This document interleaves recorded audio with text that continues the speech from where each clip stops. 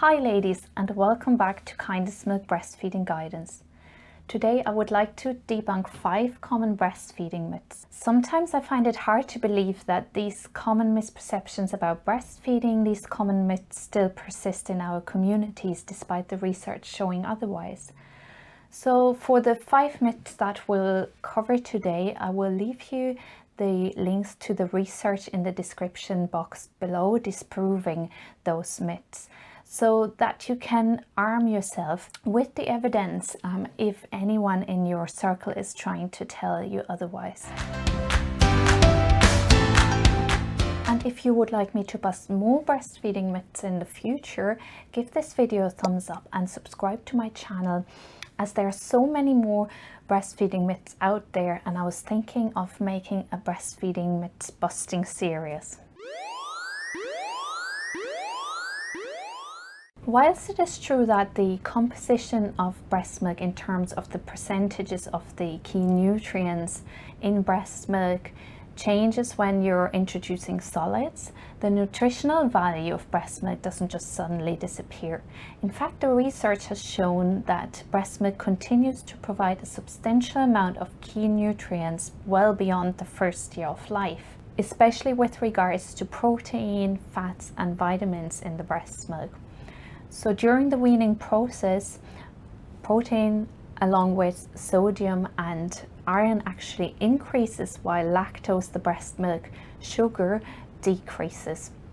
And just to give you an idea how much of the overall energy and nutrient requirements toddler beyond 1 receives from 448 mils of breast milk, I'm just going to read that out to you from my notebook because I can't remember all the numbers from the top of my head. So 448 mils of breast milk provides the toddler with 29% of his energy requirements, 43% of protein requirements, 36% of calcium requirements, 75% of vitamin A requirements, 76% of folate requirements, and 94% of vitamin B requirements, and 60% of vitamin C requirements. So it is really amazing that breast milk still covers quite a lot of the nutritional requirements of a toddler who is more than 1 year old. Many mothers are told to avoid gassy and spicy foods because it is thought that those foods can make the baby gassy or colicky, or can cause a rash in the baby. However, breast milk is made from your bloodstream in your milk making cells, in your milk making glands. So the gas doesn't go into the blood and doesn't go into the breast milk. And that's the same for citrus fruits. Citrus fruits don't alter the blood plasma pH, so they don't alter the pH of your breast milk either. And whilst we're at it, you don't have to drink cow's milk or milk in general to make milk yourself. As we just said, that breast milk is made from your bloodstream, so the blood and your milk making glands are in very close contact. And whilst milk is good for calcium, you don't need to drink milk to make milk yourself. And if you think of a lot of other mammals don't consume milk to make milk for their species either. In fact, in some rare cases, babies do react to the cow's milk proteins, but still, because it is quite rare, it is not reasonable to recommend to all breastfeeding mothers to avoid certain foods. On the other hand, what was identified though is that if you consume more than 300 milligrams of caffeine per day, that your baby could become a bit irritable and have problems with settling. So it is advisable not to go over the recommended 300 milligrams per day. And there is a substance in chocolate which is similar to caffeine that also in high doses could have a similar effect. This one is a definite no. Young babies rely entirely on their caregivers to have their needs met. So breastfeeding does not spoil a baby or make them more dependent on you.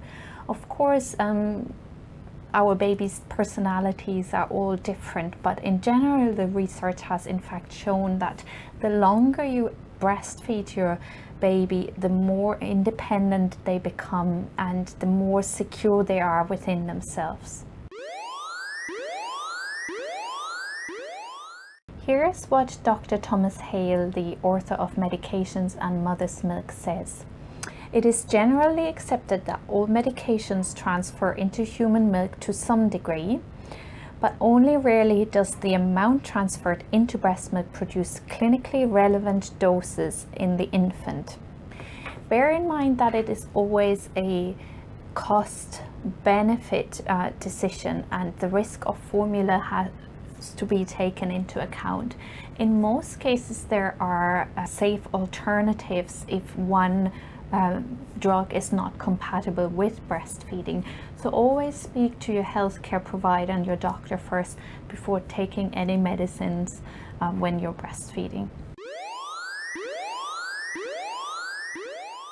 No, size really doesn't matter. What matters is the amount of glandular tissue in your breast, the amount of alveoli and milk-making cells within your breast, and the amount of milk-making cells that have been switched on by your hormones after birth. What does sometimes matter is the storage capacity within your milk glands.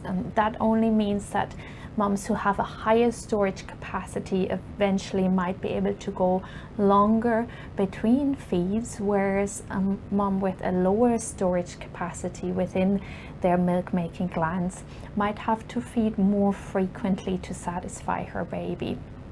But you won't be able to see that externally just by looking at someone's breast size.